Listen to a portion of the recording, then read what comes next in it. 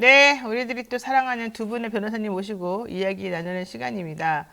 톡 쏘는 정치 평론을 정말 맛깔스럽게 해주시는 두 분이죠. 시사 맛집 이슈 삼합 하는 시간인데, 자, 두 분 어서 오십시오. 신장식 변호사 그리고 김필선 변호사님. 네, 안녕하십니까. 네, 안녕하세요. 두 분은 호흡을 맞춘 지 오래돼가지고 사실은 편해요?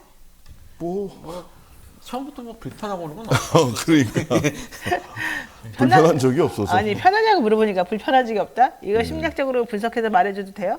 잘 모르겠습니다. 뭐 편안한 얘기입니다. 예. 서로 악감정은 없으나 아주 친한 건 아니라는. 제가 알기로는 서로 다 존중하면서 친하게 지내는 걸로 알고 있습니다. 자, 오늘 두 분 모시면서 결국 이제 해야 될 건들이 많은데요. 우선 첫 번째 이슈 보겠습니다. 이슈 삼합 코너 속의 코너 주간 용산에서 여의도까지 이겁니다. 오늘도 한 주간의 정치권을 뜨겁게 달궜던 장면이나 발언 등을 꼽아서 이야기를 나누겠다는 건데요.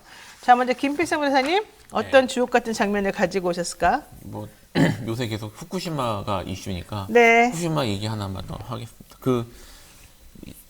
지난주 목요일 날, 그러니까 방송 이후에 같은 날 있었던 일이라고 하는데요. 일주일 전에. 네, 일주일 전에 있었던 일이라고 하는데요. 옥스퍼드대 어느 교수가 앨리슨. 네, 그분이 이제 후쿠시마 오염수를 마실 수 있다라고 얘기해서 좀 이슈가 됐잖아요. 네. 근데 일주일 전에 한국 원자력 연구원에서 못 마신다. 예, 실제로 못 마신다라고 이걸 냈습니다. 그러니까 지금 서로 이제 앞뒤가 안 맞은 거죠. 이게 사실 지금 계속 여론이나 이쪽에 언론 보도하는 걸 보면 후쿠시마는 안전하다, 문제가 없다는 과학적 입장. 거기에 대해서 문제를 삼는 것은 비과학적 입장이고 선동이다라는 쪽에 사실 여당 주장을 사실 그 언론이나 이런 쪽에서 받아서 계속 재생산하는 그런 느낌이거든요. 근데 실제로 과학적 기준에서도 자기들 과학자들끼리 말이 안 맞는 모습을 사실 보이는 것이고, 심지어 원자력 연구원 같이 국책연구기관 같은 경우에도 거기에 대해서 화들짝 놀라면서 이게 바로잡는 그런 모습을 보였단 말이에요. 그래서 과연 지금 국민들이 보기에 과학적으로 확실히 검증을 거쳐가지고 국민들이 믿을 수 있도록 그렇게 안전하게 진행되고 있는지를 의심할 수밖에 없는 상황이다라는 걸 단적으로 보여준 예가 아닌가 싶어요. 얼마 전에 이 후쿠시마 근처에서 잡은 우럭이라 그러나요? 네, 우럭에 뭐 180배. 기준치의 180배가 지금 세슘이 나오고 4월 달에 잡은 놀래미, 여기에서는 12배의 그런 세슘이 나왔다는 거잖아요. 바로 그렇게 끔찍하게 벌써 방류하기 전부터 잡힌 애들도 이 모양 이 꼴이다, 이렇게 지금 보도가 있었는데, 그날 여당의 우리 성일종인가요? 우리바다 지키기 검증 TF. 네. 성일종 플러스 장관들, 관광 해수부 아니죠, 과방위 장관하고 그다음에 해수부 장관하고 외교부 장관까지 와 있었습니다. 와가지고 다 먹을 수 있다, 괜찮다, 왜 이따 이 말 하는 거예요?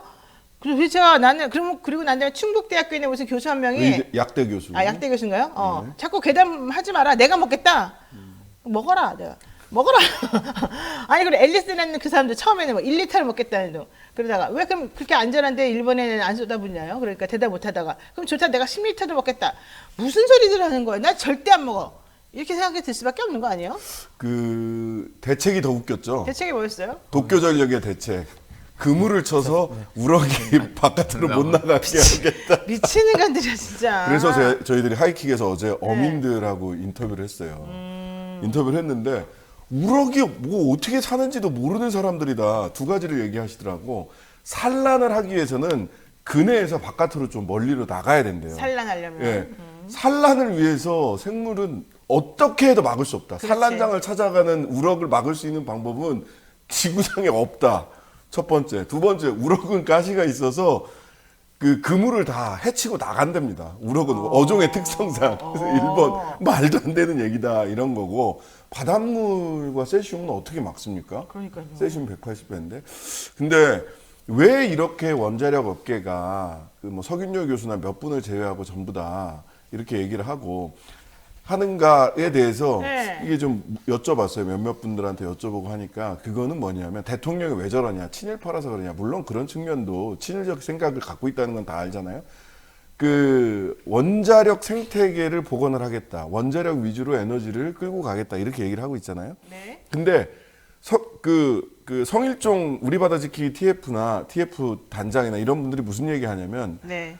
야 삼중수소 우리나라 원전에서도 냉각수죠. 이건 오염수가 아니라 냉각수입니다. 냉각수나 중국 원전에서도 냉각수를 바다로 버리고 있다. 거기도 삼중수소 나온다. 거기에 대해서는 아무 말도 안 하더니 왜 여기서 삼중수소 나오는 것 같고 뭐라고 얘기를 하냐라고 얘기를 하는데 그 얘기는 역으로 뭐냐면 이게 삼중수소나 세슘, 그 세스프리라고 제가 흔히 얘기하는 세슘, 스트론튬, 플루토늄 이런 것 때문에 오염수 방류를 막잖아요. 원전 오염수 방류를 막잖아요. 네. 그러면 이제 국민들이 그 다음에는 야 냉각수 방류도 하면 안 되는 거 아니야? 라고 나아간다는 거예요. 이거를 미리 차단할. 그러면은 원전이 위험하다라고 하는 근본적인 문제로 나아가는 것을 방지하기 위해서 야 오염수도 저렇게 오염된 거 버려도 괜찮아. 우리는 훨씬 안전하게 해서 냉각수 버리고 있어. 요렇게 가기 위해서 이걸 막 방어하기 위해서 원자력가 똘똘 뭉쳐서 지금 얘기를 하고 있다는 거예요. 자기들도 위험하다는 거 안다는 거예요. 알아요? 안다고? 예, 알지만 원자력 업계 쪽에 계신 분들이 알지만 여기서 무너지면 네. 원자력 발전 자체가 이 환경적으로나 건강상 문제가 있다라는 점으로 당연히 나아갈 수밖에 없기 아니, 때문에 그게 사실이면- 이걸 방어하겠다는 거예요. 그게 사실이면 그게 좀 창피하더라도 나아가게 하고 우리가 안 다치고 안 아프게 해줘야 되는 거 아니에요? 자기들 기득권이 다 무너지는데 그거를 자기 식구들도 먹을 텐데? 자기 식구들은 괜찮아? 일본에서 2011년 이후에 제가 일본 재벌들이 어떻게 사는가에 대해서 물어봤어요. 그리고 네. 확인을 했는데 이 사람들은 일단 어떻게 하느냐. 자식들은 전부 다 해외로 내보내고요. 그 다음에 후쿠시마에서 가장 먼 곳에 농장 자체를 구입했습니다. 웬일이에요 진짜. 예, 그리고 흙을 수입해요. 한국이나 중국에서부터 흙을 수입해서 흙을 다 갈아엎고요. 거기서 자급자족한다고 합니다. 진짜? 예, 일본 부자들은 그렇게 살고 있어요. 우리 부자는 더 할 것 같은데. 그럴 수 있죠. 일단 자식들이 대한민국에 잘 없을 겁니다. 그 할 말이 없네 진짜. 제가 이걸로 아까 얘기한 거 말고요. 사실은 하나 며칠 전에 또 하나 주목할 만한 발언이 있었는데 네. 아까 이제 마침 세슘과 성일종 그 우리 바다 지키기 검증 TF 위원장님 말씀이 나와서 네. 그분이 그 세슘 우럭이라고 하니까 무슨 말씀하셨냐면 세슘 같은 경우는 분자수가 많기 때문에 물보다 무거워 가라앉는다고 하셨어요. 세슘은 원소거든요. 세슘은 원소고 이게 분자량을 말하고 싶었던 것 같은데 세슘은 분자량이 문제가 되는 게 아니라 원자량이 문제가 되는 케이스고 제가 이제 과학 얘기를 이게 좀 약간 과학 얘기긴 하지만 기본적으로 원자량 분자량이 물에 가라냐 아니면 물에 뜨냐를 결정하지는 않아요. 그러니까 우리 바다 이분이 지금 환경 무슨 학위를 갖고 있는 걸 알고 있는데 우리 바다 TF 지키기 위원장이 과학적 얘기를 하신다고 하는 것들이 네. 실제로 과학적으로 하나도 안 맞아요. 그러니까 지금 이게 계속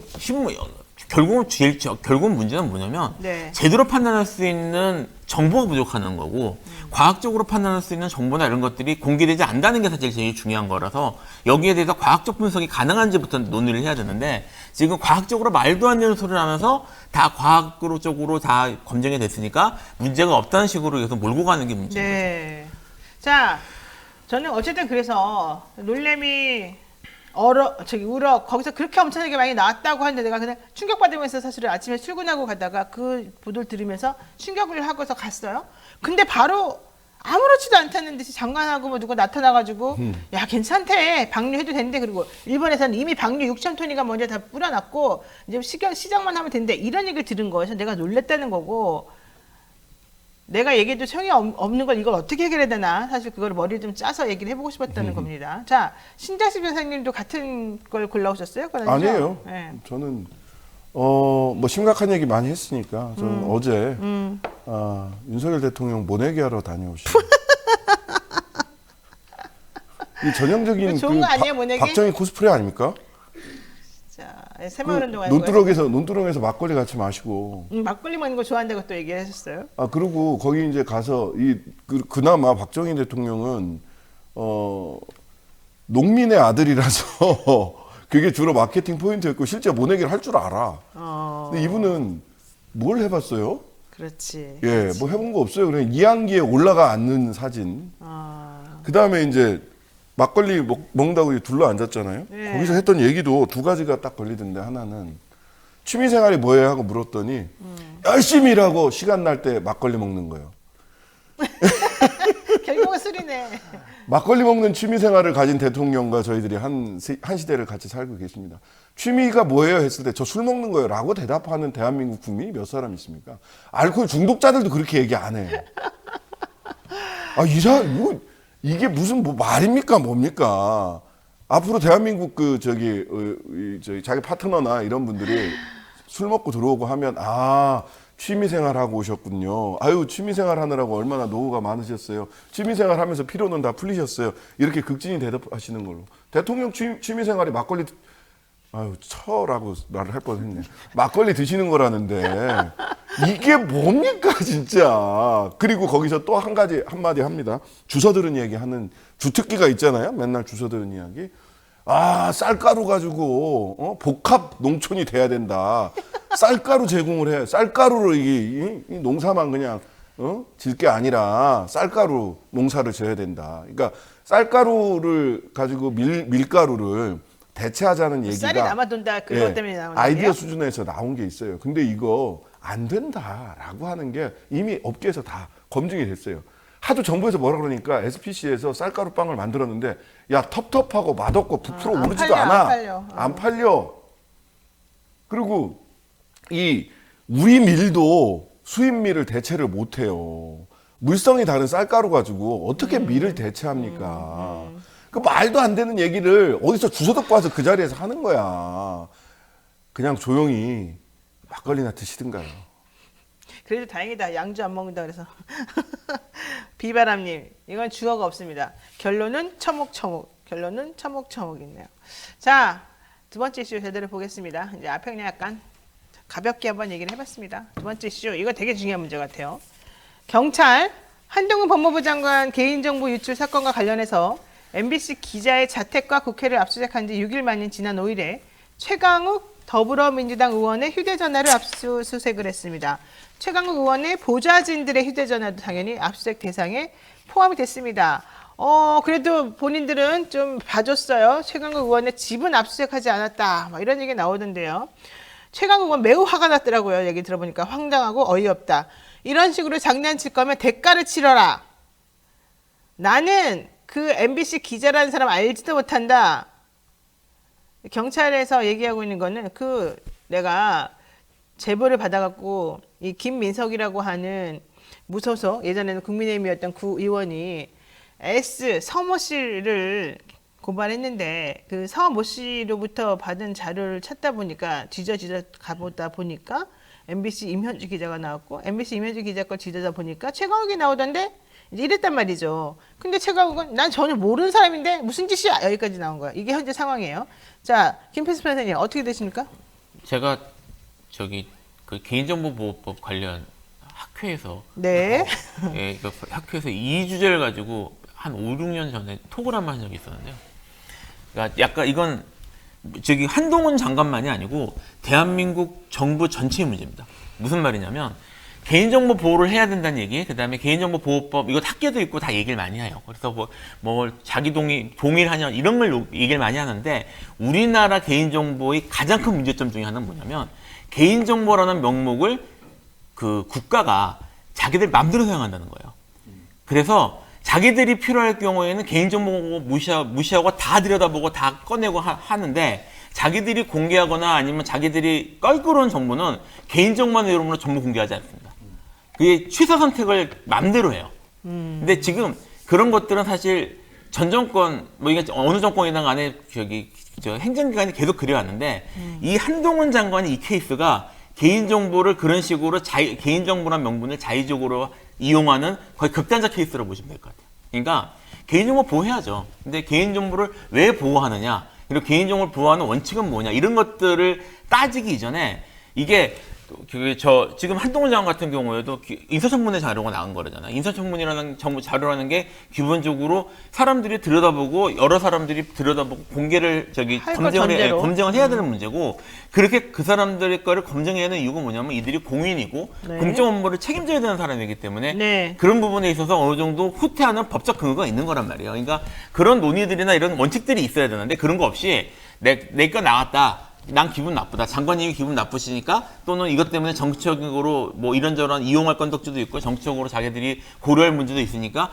이거를 명분으로 현직 국회의원까지 압수수색하고 그 다음에 지금 이거를 저기 뭡니까 언론사까지 압수수색을 하는 그런 일이 벌어지고 있는 거예요. 이게 저는 뭐 한동훈 장관의 이런 태도나 이런 것들에 대해서도 비판할 만한 구석이 분명히 있지만 이번 기회에 개인정보 문제를 국가에서 어떻게 다룰지 원칙 같은 게 좀 만들어줬으면 좋겠어요. 솔직히. 네.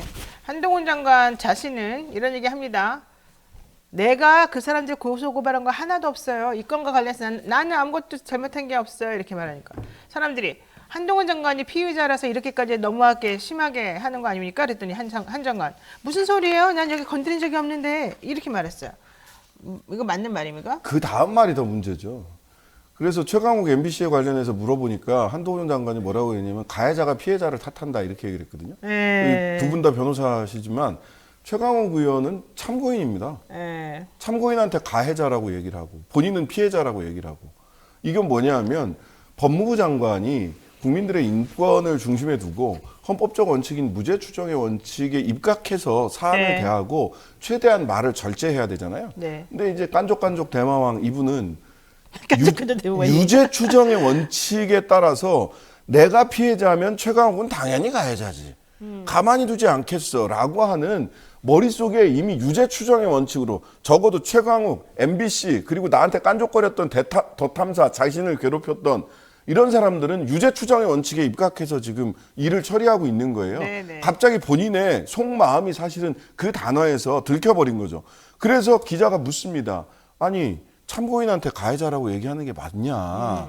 지금 참고인 신분인데 라고 물었더니 최강욱을 지칭한 문장을 잘 봐라. 거기 최강욱을 지칭하진 않았다. 최강욱과 MBC에 대해서 물어봤잖아. 거기에 대해서 가해자 피해자 얘기를 했잖아요. 네네. 근데 이제 주어 없음을 또 시전하셨죠. 법무부 대변인실에. 이게 뭐 하자는 겁니까? 국민들 상대로 말장난하는 것도 지나치죠. 사실 지금 신현식 선생 말씀하신 건 저는 좀 순화한 거라고 생각을 하고요. 네. 한동훈 장관의 이제까지 화법이나 내용을 보면요. 유죄 추정이 아니고 자기가 심판관이에요. 이미 그러니까 얘기를 하는 거 보면은 내가 그러니까 검찰이 이거를 검찰이 수사를 하고 있으면 그 사람은 이미 유죄. 이미 유죄고 거기에 대해서 감히 범죄자가 이런 식으로 얘기하더니 떳떳한 거 있으면 받으면 될 거 아니야. 시기 반응이고요. 반대로 자기가 문제가 없다고 그랬어. 자기가 문제가 우리는 올바른 일 하고 우리는 틀린 게 없고 우리는 무오류한데 그리고 자기들이 맞다고 생각하는 쪽에서는 이미 판단을 그렇게 내리고 얘기하고 있어요. 얘기를 잘 들어보면 이분이 아까 뭐 유죄 추정도 아니에요. 앉아가지고 단정적으로 이미 확정 판결이 났어 그렇게까지 말 못할 것 같은데 네. 자기가 이미 결정을 내고 얘기를 하고 있거든요. 지금 그 화법이 나온 거예요. 그러니까 항상 본인은 피해자, 그다음에 아무것도 확인되지 않은 본인이 찍은 그 사람은 가해자. 딱 가해자를 먼저 이렇게 턱 찍어놓고 네이밍 붙여놓고서 움직이는 그런 습관이 좀 있으신 것 같아요. 그래서 한동훈 장관이 누군가를 억지로 해코지하기 위해서 주민등록 번호와 수십 년간의 주소, 내역 등이 유포되고 악용되는 게 드러났다. 근데 이건 좀 말이 안 맞는 거 아니에요? 원래 인사청문회 같은 거 하거나 검증하거나 할 때 그 사람이 위장 전입을 했는지, 부동산을 몇 채나 가지고 있는지, 뭐 이런 거는 사실 기본적으로 알려줘야 될 정보라서 그런 정보를 낸 거고, 낼 때 동의를 하잖아요. 이거는 제3자에게 그런 검증 목적으로 제공되는 것에 대해서 나는 이해하지 않겠다. 그리고서 넘기는 거라서 이게 기자와 국회의원이나 뭐 이런 사람들이 검증하려고 이것들을 가지고 들여다본다? 이걸 개인정보 유출이라고 볼 수 있는지 나는 그건 아닌 것 같아서요. 뭐 근본적으로 따져봐야 될 문제는 있습니다만은 분명히 그 개인정보를 받은 아마 법무부 그 당시 이제 법사위 의원들 네. 정도 수준, 의원실 수준에서만 제한될 개연성은 맞습니다. 근데 그렇게 제한하는 게 정당한가에 대해서 공적 인물에 대한 검증용으로 사용할 수 있는 개인정보의 범위를 들여다볼 수 있는 범위를 그렇게 제한하는 게 적절한가에 대해서는 우리가 토론을 해볼 필요가 있죠. 분명한 건.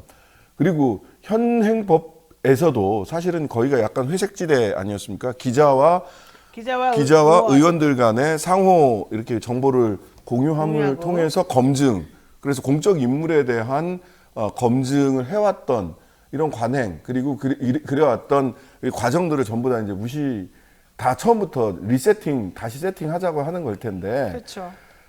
정권 바뀌면 달라질걸요? 자기들이 정권 받고 청문회 대상 앞으로 보세요. 이제 이동관 얘기 곧 하겠지만 이동관 씨는 MB 정권 때 정말 요직에 다 있었거든요. 근데 단 한 번도 어디를 가본 적이 없는 데는 청문회에 있는 자리예요. 청문회에 있는 자리는 못 갔어요. 왜 그랬을까요? 근데 앞으로 이동관이 지명이 안 될 수도 있다고 저는 봐요. 최종적으로. 맞아요. 근데 뭐 지명이 된다라고 하면 청문회를 거쳐야 되는 자리잖아요. 그 청문회 앞두고 청문회를 무력화하기 위한 청문회 검증을 좀 무력화하기 위한 또 하나의 사전 포석도 깔려 있는 거 아니냐 이런 생각도 듭니다. 청문회를 저는 가야 된다고 봅니다. 청문회 가시고요. 한번 탈탈탈탈탈 한번 털어보시죠. 탈탈탈탈 털려가지고 정말로 본인이 그 자리에 앉을 자격이 있는지 한상혁과 비추어 본인은 언론이나 이런 독립성을 유지하기 위해서 얼마나 어떤 행동을 깔끔하게 잘 했는지 이런 것들 한번 얘기를 해주세요. 저는 그래서 그런 것들에 대한 우리가 한번 상황이 좀 제대로 알 수 있는 정보를 좀 줬으면 좋겠고 뭐든지 그냥 이게 단순히 개인정보 주민들의 등본이 나갔다 안 나갔다 이것만 가지고서 판단할 수 있는 건은 아니라는 거를 좀 명심했으면 좋겠다 이런 얘기고요. 더 중요한 거는 장관님이 자꾸 너무 이렇게 하니까 좀 모양새가 빠져요. 솔직히 말해가지고. 그냥 정치하시지. 너무 시끄럽기도 하고 너무 모양새가 빠져요. 저기 오래 하셨잖아요, 장관. 이제 어느 정도 아니 그래서 하셨으니까. 그만하고 자기는 사실은 국회의원 나오고 싶은데 대통령이 야 장관은 2년 해야지 이랬다는 거 아니에요. 그래서 지금 주춤주춤 움직이지도 못하고 이러는 거 아니에요? 그 이복현 금감위원장하고 다르게 그분은 나 원래 오래 해야 되는데 또 그쪽의 뜻이 나가라고 한다면 난 나갑니다 이런 말 했었잖아. 근데 한동훈 장관은 오히려 나가고 싶어 하는데 야 좀 2년 해야지 이랬다는 것 같은데. 이복현 때문에 지금 가슴이 콩닥콩닥 뛰시는 분은 나경원. 그 자리 가려고? 거기 경문고등학교 나왔거든요. 이복현은. 그 동작에 온다는 거 아니에요 지금? 네, 경문고등학교 나왔어요. 어디 뭐 딴 데 이사 갔다라고 얘기도 나와가지고 그쪽 지역구에 있는 분들도 콩닥콩닥 했는데 이사 사실 아직 안 갔다. 참네요. 그래서 하여튼간에 그 동작구 지나가다 보면 나봉이 대모집 뭐 이런 거 있어요. 나경원과 함께하는 자원봉사자들 모집. 그런 게 있어요? 나봉이 대모집 하고 있더라고. 급하셨구나 이분이. 아이고 자 그만 내려와 무능한 자식들. 이분이 5만 원이나 보내시면서 그만 내려와 이 무능한 자식들아 이렇게 주어는 없습니다. 네, 후원을 해주셨고요. 주어는 없습니다. 또 하나는 그만 내려와라. 그 뒤도 안 말해 이제 무까지만 위험하니까 앞뒤를 다 잘라서 그만 내려와라 무야 이렇게 또 해주셨습니다. 이 재치 감사드리고요. 자 어쨌든 중요한 건 뭐 그건 아닌 것 같긴 한데 자 지금 그 최강욱 의원 혹시 개인적으로 연락해 보셨어요? 아니요, 예. 그런 얘기 혹시 못 들었어요? 뭐라고 하는지? 혹은 그 압수수색 해가지고 가져갔다는 게 뭔지는 좀 파악해 보셨어요? 핸드폰 가져갔다 그러던데. 그러니까 핸드폰을 가져갔는데 거기서 뭐 나온 거 있어요? 그건 모르죠. 그건 아직은 포렌식하고 뭐 이렇게 해봐야 되고 또 유출해야 되니까 뭐가 나왔다는 걸 뭐 좀 기다려야 될 것 같습니다. 그리고 어쨌든 중요한 건 개인정보보호법 위반이라고 치더라도 개인정보보호법 위반은 거의 벌금 초범인 경우는 벌금이잖아요. 근데 온갖 군데를 다 이렇게 압수수색하는 것도 괜찮습니까? 안 괜찮죠. 당연히 안 괜찮고 이거 수사도 어쨌든 공권력 특히 강제성 공권력이 투사인데 강제적 수사인데 네. 당연히 비례 원칙에 맞아야죠. 그 원래 그러니까. 그거 할 때 뭡니까 검찰 개혁할 때 나왔던 얘기 아니에요? 최소 침해 원칙. 예. 그 참고인은 범죄 피의자의 범죄 혐의를 소명하는 데 있어서 참고가 되는 사람이잖아요. 아직 피의자가 아니에요. 이거 안 범죄 줘도 혐의가 돼요? 소송된 어떻게 사람이 압수수색을 아니에요. 하지 참고인을? 참고인한테는 먼저 진술부터 받지 않습니까? 진술을 안 하고 협조 안 하면 그때가 보통 강제 수사를 하는 건데 강제수사 문제 해 이건. 대뜸 참고인 압색부터 그리고 요즘은 국회 사무처나 국회의원실 들어가는 게 그냥 일상이 됐어요. 저 이거 어쩌다가 이렇게 됐지? 무슨 뭐 진보다리 맡겨놓은 진보다리 찾으러 들어가는 것처럼 그냥 아무 데서나 막 들어가요. 그럼 아무나 들어가도 돼요 이제. 이게 뭐 하는 짓입니까, 진짜? 그리고 관련해서 최근에 여러 번 얘기가 나왔는데 결과적으로 가장 큰 책임은 법원이 져야 돼요. 맞아요. 강제 수사 이게 너무 쉽게 줘. 영장제도 자체가 그 법원이 거르라는 얘기거든요. 근데 법원 이건 지금 내기만 하면은 냈으니까 그냥 도장 찍어주는 듯한 수준으로 거의 이루어지고 있어요.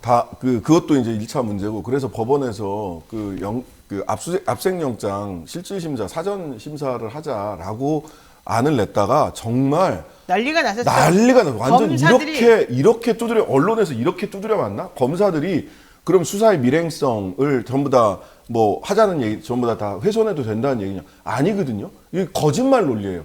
압색영장을 사전 심사를 하자라는 거 하는 거는 검사만 오라는 얘기입니다. 압색 대상자까지 불러다가 당신 이거 압색 받아도 돼, 안 돼? 이거 물어보자는 얘기가 아니에요. 그럼 밀행성이 양쪽 압색을 당할 사람까지 불러다가 놓으면 밀행성이 훼손되는 거 맞죠? 그게 아니라 검사한테 이거 왜 압색 왜 하는 건데 검사한테 이런 거 물어보자는 거예요. 검사한테. 검사한테. 그게 싫은 거야. 판사한테 내가 왜 그런 얘기를 아쉬운 당해야 소리 해야 되냐. 돼. 아쉬운 소리 해야 돼. 하늘을 뚫고 올라가는 거지 지금. 일개 법무부 외청에 불과한 자들이 사법부를 능멸하고 있는 거죠. 그러니까 사법부 판사님들께서 자기들에게 주어진 실력과 힘을 쓰십시오. 검사한테 야 와서 나한테 설명해 하지 말고 지금 있는 상황에서 가지고 왔어? 치워버려. 내가 보니까 이거 아닌 것 같아. 기각. 또 가지고 왔어. 야 너무 심하지 않냐? 기각. 기각. 본인이 그냥 기각 시키면 돼. 그걸 뭘 자꾸 물어보려 그래. 그러면 오히려 아무 검사 문제도 쪽에서 아이고 이거 가서 설명할 수 있는 시간을 주세요. 그렇지. 이렇게 바로 얘기할 그렇게 거예요. 나오지. 이렇게. 그리고 판사님들은 왜 이렇게 검사를 좋아해요? 변호사는 안 좋아하고? 검사를 좋아하는 건 검사가 뭐만 하면 그냥 다 오케이야. 세 평도 모으고 그러시니까. 그게 좋아하고 안 좋아하고 정도가 수준의 문제가 내가 아니고 보기엔 좋아하는 것 같은데? 제가 겪어보니까 뭐 저기 검찰한테 어쩔 줄 몰라 하는 것 같아요. 그러니까 검사가 무슨 말만 하면 말도 안 되는 소리를 해도 그럴 수도 있겠군요. 변호사가 막 아무리 논리적인 말을 해도 아닙니다. 그건 당신의 독자적 견해, 일방적 주장에 불과합니다. 막 이러고 독자적 견해라고 우리 말을 듣지도 않고 그러니까 점점 어떻게 됐어요, 판사님들? 검사가 마음대로 하잖아요. 검사가 마음대로 내가 갖다 줬는데 이거 좀 너 미진해 보이니? 미진한 거에 신경 쓰지 말고 내가 갖다 준 거에만 좀 집중해서 영장 내놔라. 이렇게 된단 말이에요. 이게 과연 맞냐고요. 하나도 안 맞는다고요. 그 얘기를 꼭 하고 싶었고요. 어쨌든 중요한 거 이런 식으로 하면은 언론가 뭐 야당 뭐 어떻게 할 수 있겠습니까? 이제 힘도 하나도 없고 방법이 없어요? 왜 방법이 없겠어요? 난 이거 없는 오래 것 안 같은데? 가요. 아니. 오래 안 가? 저는 이랬으면 좋겠어요. 그 첫 번째 익숙해지지 말 것. 하나하나 따박따박 다 따져야 되고요. 두 번째 친일파가 된 그 이광수 등이 이광수 원래 민족 대표 33인 중에 한 사람이고 뭐 이런 등등 나름 독립운동 하셨던 분이잖아요. 근데 친일파가 된 이유가 뭐야? 한 30년 지나고 나니까 그냥 일본이 지배하는 세상으로 편하게 사는 게 나아. 독립은 안 온다 이렇게 생각을 하잖아요. 했었던 거잖아요. 근데 야 길다면 길지만 여긴 임기가 있네. 임기 전에 내년에 총선도 있네. 그러니까 지치지 말고 포기하지 말고 이게 제일 중요한 것 같아요. 따박따박 따지되 지치거나 포기하지 말 것. 이게 저는 중요한 태도고 그러면 저는 올 가을에 저쪽에서 예상하는 게 올 가을에 대규모 국민들의 대규모 행동이 있을 수도 있겠다라고 생각을 하고 있는 거로 저는 추정을 해요. 저도 알고 있어요, 그렇게. 예. 네. 왜냐하면 이거는 뭐 그쪽 정보를 들어서가 아니라 지금 시민단체 때리는 거, 그다음에 노조 때리는 거, 방송사 잡돌이 하는 거 이런 게 전부 다 내년 총선 대비용이기도 하지만 올 가을에 뭔가 일이 있을 수도 있겠다. 오염수 방류 실제 시작된다고 생각해 보세요. 그럼 우리 국민들이 가만히 있겠습니까? 주말에 촛불이라도 들러 나오게 돼 있어요. 자 보세요. 대법원 지금 방통위에 최민희 의원 국회 본회의 통과했는데도 지금 2달 동안 가만히 있죠. 왜? 임명 안 해. 임명 안 해주니까. 왜 임명 안 해주느냐? 이번에 방통위원장 제끼고 여당 몫의 사람이 들어가서 자기네가 3명의 구조를 만들어놨을 때 김현하고 최민희를 바꾸겠다는 뜻이거든요. 김현하고 최민희가 좀 껄끄러우니까. 그걸까지 그래서 계속 버티는 거야. 그게 7월이 원래 예상되었었지만 7월이 끝난다고 해서 곧바로는 못하니까 8월, 9월까지 보통 간단 말이야. 이렇게 뭐 어쩌고 저쩌고 절차 지키느라고. 그 동안에 방통위 지금 거의 기능 제대로 못하는 거죠. 두 번째로는 김명수 대법원장이 제청한 2명의 대법관 7월에 그만두는 사람들을 대신하는 그 사람들 임명 안 한다는 얘기가 지금 계속 나오지 않고 있습니까? 김명수 대법원장은 9월 달에 또 그만둬야 됩니다. 그래요? 김명수 대법원장 9월 달에 그만두고 나면 또 역시 대법원장을 내놔야 되기 때문에 또 몇 달 또 쓴단 말이에요. 그게 바로 9월, 10월, 11월 이렇게 간단 말이죠. 그 다음에 이 언론, 이동관 허위물에 들어오네 만약에 이거 가지고 또 한 2, 3개월을 싸워야 됩니다. 청문회 하고 뭐 이거. 그게 몽땅 다 10월 11월에 걸려 있는데 더 큰 문제가 있어요. 더 큰 문제. 여러분이 기억하시겠지만 특검이 2개가 걸려 있습니다. 11월, 12월. 지금 김건희 특검하고 대장동 특검 그 2개가 이게 법사위에서 나온 거라서 이 소관상임위원회에서 90일 있어야 된다. 이게 없어요. 상관이 없어졌어요. 그래서 올 겨울에 11월하고 12월에 얘네들은 올라갈 수가 있는 거예요. 이 패트에. 그래서 결론적으로 내년 4월 이제 되기 위해서 가장 움직이고 사람들이 옷도 벗고 새로 옷도 차려입고 이럴 때가 언제예요? 그게 이제 11월, 12월이 되잖아요. 자기가 나오고 싶은 사람은 공무원 그만둬야 되고 뭐 안 나오고 싶은 사람은 자리 바꿔줘야 되고 뭐 이런 게 있잖아요. 그 혼란과 정말 난리 나는 바로 그 타임에 모든 게 다 몰려 있다는 거죠. 거기다 후쿠시마 방류 그때쯤에 아주 그냥 피크를 이룰 거란 말이죠. 게다가 지금 중국하고 러시아하고 북한 심상치가 않아요. 지금 미국은 뒤에서 중국하고 지금 협상하고 있다는 얘기잖아요. 이게 총체적으로 다 그날 폭발할 수밖에 없는 거야. 내가 봤을 때는. 이거는 민주당의 문제가 아니라 국민의힘이 내부적으로 이제 공천 싸움이 들어가기 시작하면 지금이야 눈치 보고 나한테 뭐 좀 줄까? 하지만 그때 가서 윤곽이 다 드러나고 나면 이 정도 가지고는 해결이 안 될 거예요. 분명히. 왜? 굴러온 돌이 너무너무 많은 돌을 지금 박힌 돌을 다 빼내려고 하니까 사람이 못 견디거든요. 그러면 지금 내가 말한 몇 가지만 보더라도 어때요? 지금 걸려서 산적해서 폭발할 수 있을 만한 건이 너무 많지 않습니까? 뭐 그럼 저는 지금 대통령실이 지금 말씀하신 그런 여러 가지 복합적인 요소를 다 한 번에 판단해서 결정을 내릴 정도의 수준이라고 생각하지는 않고요. 네, 그런 걸 그렇게 복잡하게 생각할 것 같지는 않고 그냥 마음에 안 든다. 저기 뭐 여기에 대해서 내가 이렇게 하는 거에 껄끄럽게 걸리적거리는 것이 많으니까 정리하고 싶다. 이 정도 수준에서 생각하는 게 아닌가 싶어요. 그렇게 생각하는데 그게 쌓이고 그때 딱 터진다니까. 고를 수는 있겠죠. 네. 그걸 다 고려하고 할 정도. 이 사람들이 막 체계적으로 이걸 하는 건 이제까지 아니고. 하시는 걸 봐서는 그런 것 같지는 않고요. 아마 다 모아놓고 걱정이 되시면 막걸리를 드시거나 뭐 이런 쪽으로 해결하시지 않을까 이런 생각이. 아니, 그건 취미생활이니까 막걸리는. 열심히 일하고 시간 남으면 사람들과 막걸리 먹는 게 저의 취미입니다. 어떻게 보십니까, 신 변호사님은? 예, 아니 저는 10월부터 한 12월 사이가 굉장히 중요한 시점이 중요하다니까. 될 걸로 보여요. 네. 예.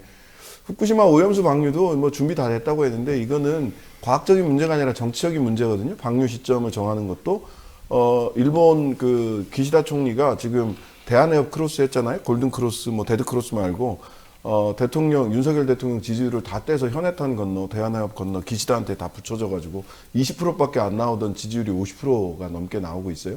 그럼 기시다 입장에서는 지금 중의원을 해산하고 자기 파벌 사람들을 그 중의원으로 하원 의원으로 이렇게 많이 만들고 싶은 거예요. 그래서 지금 기시다는 그거를 고민하고 있다는 겁니다. 빨리 방류를 해놓고 시간이 좀, 왜냐면 방류하고 나면 일본에서 인기 떨어지는 건 맞습니다. 일본에서도 반대하는 사람들이 많기 때문에, 걱정이 있기 때문에. 방류해놓고, 중의원 해산하고 국회의원 선거를 할 거냐. 네. 아니면 선거를 해서 이겨놓고 그 힘을 믿고 밀어붙여서 방류할 거냐. 정치적인 문제예요. 예. 정말 이 권세라고 하는 게 사흘을 못 가요. 이 예쁜 꽃도 아무리 우리가 예쁘다고 해도 사흘 넘어가면 다 쭈글쭈글 시들시들해져요. 오래 유지하고 계신 분이 계시잖아요. 더 발전하시는 이 두 분을 보면 그런데 제 힘이 없는데 이런 이쪽 동네에 제가 그래도 좀 기웃기웃거리면서 느끼는 거는 사람들이 어쩜 그렇게 이럴 때 다르게 말하고 저럴 때 다르게 말하고 어떻게 이렇게 안 걸려 있는 사람 하나도 없고 다 자기 안위를 위해서 이렇게 몸살이고 또 그걸 이용해 먹고 아휴 나쁘다 이 생각밖에 안 했습니다. 자, 기자와 현재 국회의원을 대상으로 이런 식의 압수수색하는가? 윤석열 정부 2기 내각의 국회 인사청문회에 대한 야당과 언론의 검증이 위축될 것이다. 특히 KBS는 수신료 문제가 매우 중요하기 때문에 만약에 수신료를 분리징수하겠다라는 현실이 아니라 그런 말만 나와도 지금 현재처럼 상당히 몸이 조금 경직될 것이다. 그런 데다가 어제 민주당에서는 고민정 위원을 중심으로 한 그 언론, 민주언론 특위 거기에서 KBS 수신료 징수, 분리징수 반대를 촉구한답시고 대통령실에 가서 종이를 주고 왔는데 우리 애들의 자세한 얘기는 이 안에 들어있으니 보시오. 뚜껑을 딱 열어봤더니 백지 2장 들어있었다는 거잖아요. 왜 그런 짓을 했어요? 본인 주장은 뭐 실수였다. 그래서 다시 작성해서 실수였겠지. 냈대. 네. 근데 사람들이 그러니까 다시 작성해서 내다니요. 실수였으면 원래 프린트가 되어 있어야 되고 그걸 들고 와서 그냥 넣기만 하면 되는데 갖다 주기만 하면 되는데 다시 다시 서한을 작성해서 냈다. 왜 다시란 말이 나오지? 이제 이렇게 얘기를 하더라고요. 어저께 그 일은 해프닝이죠. 근데 해프닝이라 하더라도 너무 좀 쓸데기 없는 그런 오점, 뭐 실수 이런 걸 해가지고 그럴 필요가 있어요. 근데 사실 최근 1년간 정치 뉴스, 정치권 관련 뉴스들이 지금 말씀하신 그 정도 수준이었어요. 벌어지는 일들이 이런 무슨 사실 그 전까지만 하더라도 그 코미디 프로그램들이 시사 뉴스에 밀린다, 시사 뉴스가 더 웃긴다 이렇게 얘기를 했는데 이제는 웃긴 것도 아니고요. 무슨 허무개 뭐 그런 것 같아요, 진짜. 자, 그리고 이런 얘기도 있습니다. 일각에서는, 이거 제가 정확히 말씀드릴게요. 일각에서는 한 장관 자료 유출 수사가 조만간 진행될 이동관 특보의 인사청문회를 위한 것이다 라는 관측이 나옵니다.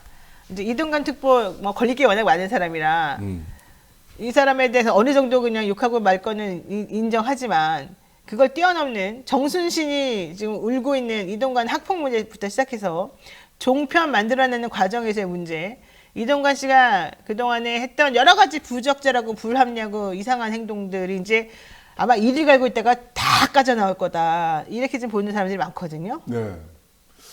그 부적격이에요. 어디다가 재활용을 해도 이런 그러니까 마음이 급하니까 이러는 거거든요. 제가 보기에는. 내 말 잘 들어주고 자기가 욕 먹어도 해줄 사람. 그러니까 기술자, 야 선수 불러야 되겠다. 기술자. 선수. 스핀 기술자. 선수 불러야 되겠다. 해서 야 한번 해봤던 애 있지. 이렇게 부른 거예요. 그러니까 왜냐하면 6개월 전까지 이제 정리를 해야 된다. 10월 달까지 방송 쪽을 정리를 해야 된다. 마음이 급해. 그러다 보니까 흠 있는 사람도 그냥 갖다 쓰는 거죠. 야 일단 선수 불러봐. 작업 잘 칠 사람 좀 불러봐. 야, 좀 작업 좀 쳐본 사람 불러봐. 이렇게 해서 이동관이 저는 픽이 됐다라고 생각을 하는데 지금 나오고 있는 내용들이 취재가 되면 될수록 정말 이거는 학폭 수준이 아니라 그 뭐 내용들 많이 나오잖아요. 둘 놓고 야 너 얘 때려봐. 야 얘 때려봐. 야 그렇게 때려서 되겠어? 하고서 자기가 때리고 침대에 눕혀놓고 때리고 일주일에 막 2-3번씩 때리고 밟고. 한 번 하면 5분씩 이상 때리고. 탁자에다가 300번 머리를 찍게 했다. 난 아니, 처음에 오탄 줄 알았다니까. 미쳤나 봐. 아휴. 근데 문제는 학폭위가 안 열렸다는 거고 그 다음에 열리지 말아달라 그랬다면서요. 예, 그 이동관 씨 부인이 가서 바로 그 빌었잖아요. 문제 제기했던 교사들 명단 달라고 하고 학기 말까지만 이동관 학폭 처리 부탁해요. 김승유 알아볼게요. 이랬다는 거 아니에요. 김승유가 하나고 그 이사장이고 하나금융지주 MB랑 고대 동문 하나금융지주 회장이었죠. 근데 이제 또 어제 이제 장윤성 기자랑 뉴스하이킥에서 얘기했던 것 중에 핵심 중에 하나는 뭐냐면 서울교육청 특별감사를 했고 교감이 학교폭력 발생 사실을 알고도 학폭위를 열지 않은 미개최 이거 문제다 해서 경고해라. 그리고 동시에 서부지검에 고발도 했더라고요. 근데 왜 아무것도 안 됐어요? 예, 안 됐어요. 무혐의 처분을 합니다. 한 1년 정도 그냥 손에 들고 있다가. 근데 참 이렇게 모여서 왔다 갔다 몰려다니기도 쉽지 않은데 무혐의 이 사건을 수사했던 사람이 누굴까? 손준성 검사입니다. 그러니까. 그 다음에 최종적으로 무혐의 처분했던 사람이 누구냐? 김도균 검사인데요. 김도균 검사는 2018년에 윤석열 중앙지검장 시절에 형사 6부장. 예, 윤석열 패밀리예요. 그렇게 했어요. 그 다음에 하나고등학교, 요게 이제 검찰에 고발이 되자 하나고등학교 이사장이 김승효에서 바뀝니다. 김가경으로 바뀌어서 지금도 이사장을 하고 있어요. 이 사람이 누구냐? 전직 검찰총장. 검찰이 이동관 자녀들의 학폭을 사건화하지 않고 있는 겁니다. 검찰 중에서도 누구? 윤석열 패밀리가. 요렇게 아주 공교롭게 요렇게 보이도록 희한하게 그 자리에 딱딱딱 그분들이 계시더라. 그 사단들이 다 있는. 예, 뭐 상의를 했는지 안 했는지 저는 그런 얘기 한 적도 없고요. 주어도 없어요. 어쩌면 이렇게 공교롭게 그 길에 그분들이 계실까 궁금하다. 주어는 없습니다. 자, 김승유 전 하나고 이사장은 이동관 특보하고에 대해서 당시 언론에 자녀의 학폭 문제 처리와 관련해서 통화한 사실이 있다고 언론에 인정을 했습니다. 학폭 가해자 부모가 학교 이사장하고 통화했다. 이걸 지금 인정했기 때문에 어떻게 가해자 부모가 이사장하고 통화를 하면서 그것도 특보인 사람이 이 당시가 그 수석 대변인이었었나요? 정확히 뭐 어떤 위치에 있었는지 모르겠지만 어쨌든 그 자체만으로 아빠 찬스를 통한 학폭 개입 논란이 불가피해 보이는데 이 통화 내용을 보면은 오히려 김승유 전 이사장은 이동관 씨 전화를 받고요. 학교 교장한테 얘기를 한답니다. 이동관 씨가 우리 회사로 이렇게 우리 학교로 전화를 했습니다. 그런데요. 본인 아들이 이동관 씨의 아들이 오히려 학폭 처리 과정에서 불이익을 받았다면서 지금 불만을 호소하고 있습니다. 교장 선생님 이거 어떻게 처리하면 좋겠습니까? 이렇게 물어봤다는 거예요. 그러니까 결과적으로는 이동관 씨가 전화해가지고 우리 아들이 피해자로 지금 절차 제대로 못 받고 있는 거 아닙니까? 교장 선생님 조심해 주십시오. 이렇게 말했다는 거잖아요. 말하자면. 이게 맞는 말이에요? 조심해 주십시오라고 공손하게 말하지 않았을 것 같습니다. 그럼 어떻게 했을까? 그냥 뭐 그랬을 것 같은데. 자, 2012년 상반기에 이런 일이 벌어진 것으로 지금 나오는데 김 전 이사장 말로는 당시 취재진 MBC 스트레이트 취재진에게 한 말이에요. 그때 교육적으로 봐도 서로 티격태격한 거 가지고 그렇게 했어야 됐느냐면서 가해자 아버지가 아니 애들끼리 서로 티격태격한 거 가지고 이렇게까지 심하게 일을 크게 벌려야 됩니까? 애 학교 끝날 때까지만 좀 기다리십시오. 그래 너도 와서 나랑 티격태격 좀 한번 해보자. 그게 애들끼리 티격태격한 거면 학기 말까지만 있다가 조용히 좀 넘어가게 하면 내가 알아서 애 전학시킬 겁니다. 우리 이사 갈 겁니다. 이렇게 말을 했대요. 그래서 이 김승유 전 이사장이 알았다. 내가 뭐 알아보겠다. 그리고 교장한테 뭐 그런 일 있었습니까? 이렇게 물어봤다는 거예요. 결과적으로 이 아들이 자기가 잘못한 것도 모르고 이 아들은 자기가 한 행동을 아버지가 이 힘으로 항상 해결해 줄 수 있다는 생각을 가졌기 때문에 이런 일이 벌어진 거고 당연하죠. 그게 진짜로 하나고와 같은 그런 학교에서 하나고에 들어온 애들 다 비슷비슷한 사람들이거든요. 귀족 학교죠. 이동관 같은 사람만 들어가는 게 아니에요. 이동관 같은 수많은 아버지 어머니들이 다 거기 있어요. 그런데도 이 동네에서도 이 정도로 뻔뻔하게 나올 정도였다면 사실은 이거 웬만큼 봐줘야 된다고 생각하지 않고서는 대담하게 봐주지 않은 거는 아니다. 이렇게밖에 생각 안 할 수가 없습니다. 근데 이제 지금 이 건에서 지금 피해자들이 취재가 안 됩니다.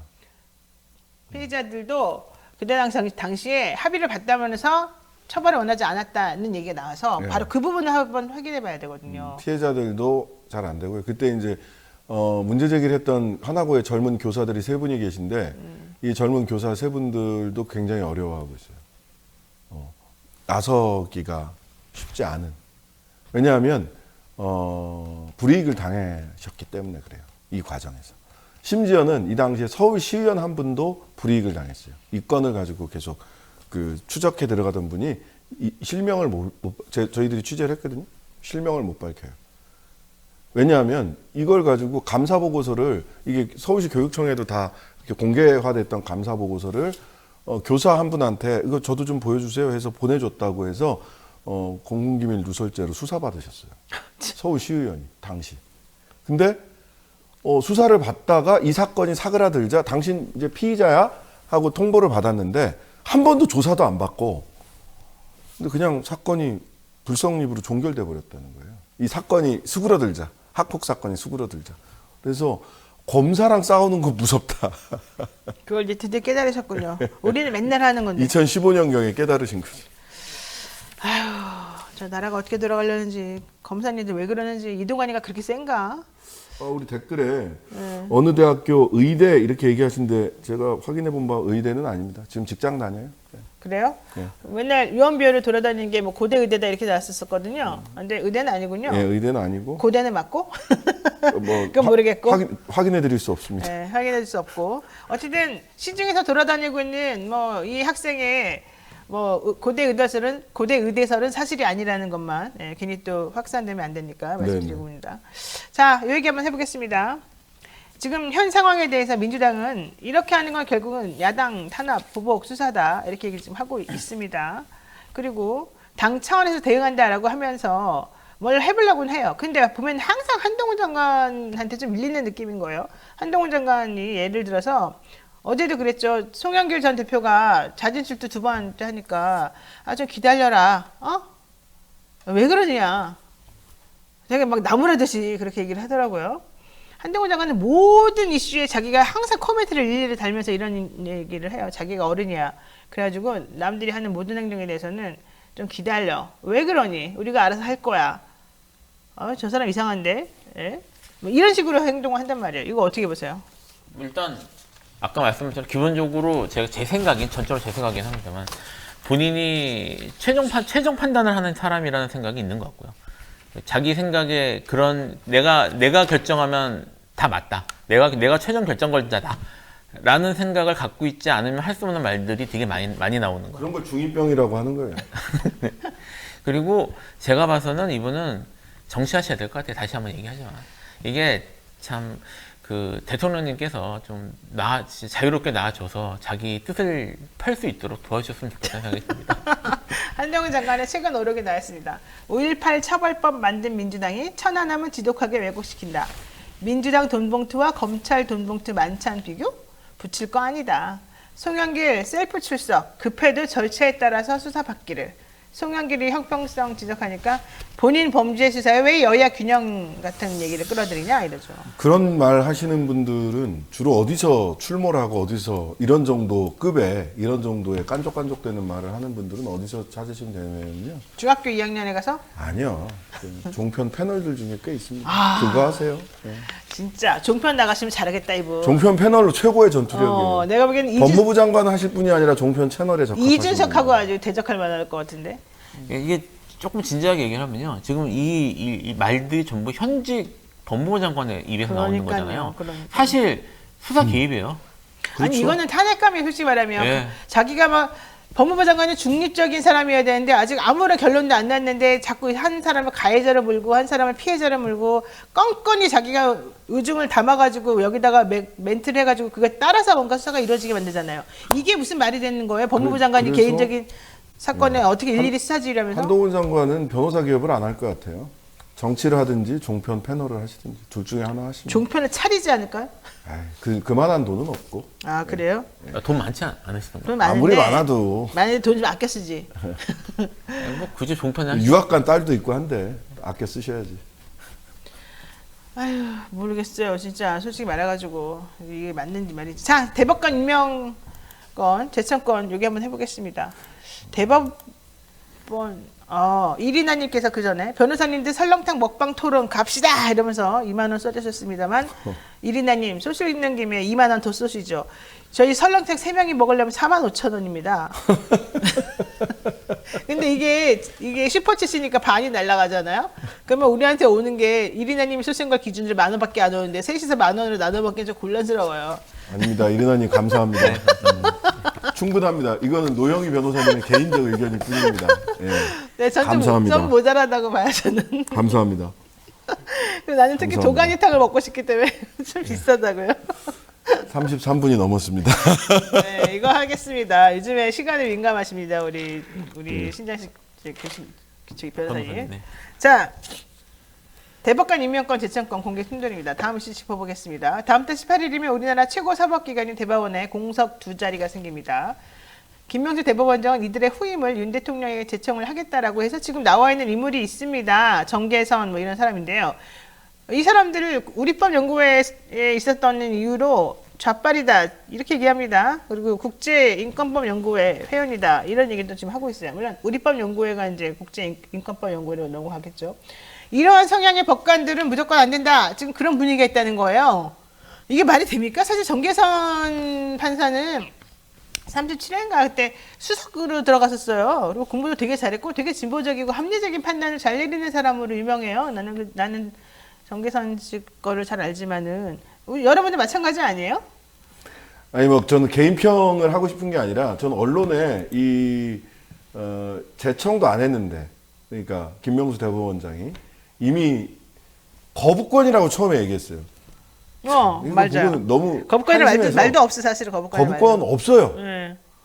대통령에게 주어진 거부권, 그것도 이제 법률 용어로는 제2요구권 딱 하나예요. 동의, 법률에 대한 겁니다. 법률. 국회가 통과시킨 법률에 대해서. 근데 이것도 제2요구를 하면 과반 출석이 3분의 2 찬성이면 대통령이 그거는 거부할 수도 없어요. 근데 무슨 마치 권한이 있는 것처럼 거부권이라고 TV조선에서 처음에 보도를 하니까 다 거부권이라고 따랐어. 그 다음에 살짝 바뀐 게 뭐냐면 따옴표 거부권으로 바뀌어. 이것도 거짓말이에요. 다 눈속임입니다. 마치 대통령이 권한을 행사하는 것처럼. 그 다음에는 아까도 나왔는데 KBS 반려 이렇게 얘기해요. 이것도 안 맞아요. 이건 뭐냐면 사보타주입니다. 그렇지 아무것도 안 하고 절차 이행을 하지 않는 거예요. 국회의 동의를 요구하지 않으면 돼요. 예. 그 방법은 아까 말씀하신 대로 원래 대법원장이 제청을 하면 대통령한테 대통령은 국회로 넘겨서 청문 및 동의 절차를 거치게 돼 있는데 대통령이 대법원장이 이 서류 딱 주면 해가지고 주머니에 넣어놓고 국회를 안 넘기는 거예요. 그냥 사보타주예요. 대통령의 사보타주 이래도 되나? 삼권 분립 흔드는 대통령. 기사 제목이 이렇게 나가야죠. 뭔 거부권이야. 자 어쨌든 내가 보기에는 사보타지를 할 것 같아요. 워낙 또 썩 부지런해 보이진 않기 때문에. 그래서 그러면 이제 중요한 건 그렇게 하면은 안 된다라는 비판들이 이제 많이 나올 거잖아요. 근데 그런 건 이제 무시하고 그냥 넘어가겠죠. 그러면서 언제까지 버티겠느냐? 9월. 김명수 대법원장의 임기가 끝나는 9월까지 버틴단 말이에요. 그리고 나면은 곧바로 누가 들어오느냐? 김명수 후임으로 김명수 대법원장의 역할을 할 수 있는 윤석열 대통령이 좋아하는 상황의 사람이 그 자리를 차지하겠죠. 그러면서 그 사람이 제청을 하겠죠. 자기가 원하는 사람으로. 그러니까 대법원장의 가장 큰 권한은 제청권이란 말이에요. 제청권. 자기가 원하는 대법원장 후보를 제청해. 그럼 이번에는 대통령이 좋아가지고 오케이 해주겠죠. 그럼 물론 이제 그때 국회에 자기네 그 국민의힘 사람들 다 넘겨가지고 하겠죠.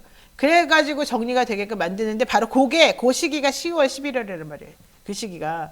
그렇게 되면 현실적으로 그 제가 아까 말씀드린 것처럼 10월 11일에 산적해는 수많은 것들이 한꺼번에 터질 수밖에 없어요. 왜? 자기가 좋아하는 사람은 꽂아놓고 자기가 싫어하는 사람은 배척하려는 게 너무 꼼수가 보이잖아. 거기에다가 이제 한상혁 방통위원장 문제까지 터져가지고 이 대한민국의 정말 중요한 그리고 중앙선거관리위원회 건도 터져요. 그때 가면 내가 보면 내가 결단코 말하는데 선거관리위원회 건 터지고 대법원 건 터지고 방통위 건 터지고 권익위원 것도 터질 거예요. 전현희 권익위원이 가만히 있지 않아요. 이제 더 이상. 왜냐하면 감사가 이상했다는 게 나오니까. 그리고 나면 특검 2개 올라가죠. 그리고 나면 총선 때문에 공천 싸움 벌어지죠. 한꺼번에 지금 대한민국에 터질 게 지금 너무 많아. 게다가 후쿠시마 방류 나오죠. 노조들 지금 싸우려고 지금 준비하고 있죠. 대한민국이 난리가 납니다. 난리가. 여러분들 잘 생각해 보세요. 이게 과연 맞는 상황인지. 자, 세 분 시원하게 커피 드십시오. 라고 소화원미경님께서 이게 일본어 잘 읽었는지 모르겠네 한 분. 어쨌든 5,000엔이나 보내주셨습니다. 감사드리고요. 블루님이 2번이나 아 그래? 못 봤네. 보내주셨어요. 2만 원, 만 원. 네. 너무 감사드립니다. 그러네 진짜 블루님. 자 그리고요. 우리 대통령실이 대법관 후보들을 향해서 이렇게 특정 정치 성향의 인사, 좌빨 이렇게 말하는 거 매우 부적절하다는 거 여러분 얘기를 했었었는데 결과적으로 본인들은 또 자기네들이 원하는 사람이 그 자리에 없으면 계속 그 자리에서 쫓아내고 자기가 원하는 사람을 넣으려고 하잖아요. 왜 그런 거에 대해서는 아무도 얘기를 안 해요? 얘기를 많이 하지 않나요? 해도 소용이 없어 그럴까요? 안 들린다 이러고 있는 게 문제지. 알겠습니다. 자 마지막으로 이거 하나만 여쭤보고 끝내겠습니다. 우리 신 변호사님 시간 잘 지키셔가지고 좀 더 오래 하는 거 싫어해서 내가 눈치 보면서 하고 있어요. 신 변호사님. 예, 그런 눈치는 원래 사회자가 보는 겁니다. 자, 이래경 혁신위원장 민주당에서 혁신기구 수장으로 임명이 됐다가 9시간 만에 스스로 사퇴하지 않았습니까? 어떻게 보세요? 뭐 사실 지금 아마 지금 이제 그 하자마자 몇 시간 내에 엄청나게 여론이나 인터넷에서 다 시끄러워가지고 그만뒀는데 그게 지금 그렇게 시끄러울 만한 일이었는지 좀 사실 저는 좀 의문이 들어요. 그게 뭐 지금 민주당 혁신위 일을 맡을 게 적임자인지 아닌지에 대한 결정하는 중요한 기준이 되는 것인지 이런 것들에 대한 문제는 될 수는 있는데 제 생각에는 이게 아마 민주당 대표 이재명 대표는 이게 문제될 거라는 걸 그래서 미처 생각을 못하고 임명을 했던 것 같고요. 근데 진짜 문제는 이 생각을 못하고 임명을 했는데 여론이 끌어올랐잖아요. 뭐 그게 어떤 식으로 이유가 뭐가 됐던 거기에 대한 민주당 대응이 상당히 좀 미숙했던 것 같다. 정치적 대응이. 그래서 결국 좀 안 좋게 좀 악수를 두고 끝난 게 아닌가 그래서 좀 아쉽다는 생각이 듭니다. 저는 민주당한테 이번 주 내내 하는 말인데요. 내부 투쟁은 내부에서 알아서들 좀 하시고 국민들은 지금 윤석열 정권의 이 막가는 외교 안보 정책, 먹고 살기 힘든 거 이런 거를 정확하게 맞서 싸워주기를 바라고 있거든요. 제1야당에게 당 대표가 누구든 그 국회의원이 누구든 제1야당의 역할이 있잖아요. 무슨 일만 있으면 대표 물러가라. 무슨 일만 있으면 누구누구 탓이다. 무슨 일만 있으면 뭐 여론지형 이런 변명을 국민들이 듣고 싶어 하는 게 아니에요. 제대로 싸워야 되지 않나요? 솔직히 얘기해서 국민들이 당 내에서는 매우 중요한 일이겠지만 대의원제 폐지 하나 안 하나 국민들이 관심 있습니까? 관심 없어요. 정청래 의원이 안행위원장을 하냐 안 하냐 국민들이 관심 있습니까? 관심 없어요. 내부에서 물론 중요한 문제라는 거 저도 정당을 해봐서 잘 압니다. 그거는 그것대로 하시고요. 제1야당으로서의 역할 제대로 잘못된 정책과 맞서 싸우는데 화력을 집중해도 모자라다. 네, 알겠습니다. 오늘 또 여러 가지 이슈들 많이 다뤄봤는데요. 좀 공정하지 않다. 좀 너무 간다. 너무 심하다. 이런 생각을 솔직히 다들 한 번씩 하고 있는 것 같습니다. 이러다가 정말 화산이 폭발할 때 밑에서 막 부글부글 하는 그런 느낌이 좀 들어서 매우 걱정스럽고요. 이호로라님께서 세 분 너무 자랑스럽습니다. 감사합니다. 이렇게 또 응원하는 그런 글도 보내주셨습니다. 너무 감사드립니다. 어쨌든 오늘 여러분들하고 우리가 또 이슈하고 호흡하면서 우리는 같은 생각이구나 라는 걸 많이 느꼈는데요. 우리가 살아가는 대한민국 잘 될 수 있도록 우리 한번 다 같이 힘들더라도 올해 말까지 한번 그 올해 말을 향해서 한번 열심히 한번 뛰어보면 어떨까 생각이 들고요. 웃으면서 합시다. 웃으면서. 네, 여기까지 우리는 정리하겠습니다. 고맙습니다. 네, 감사합니다.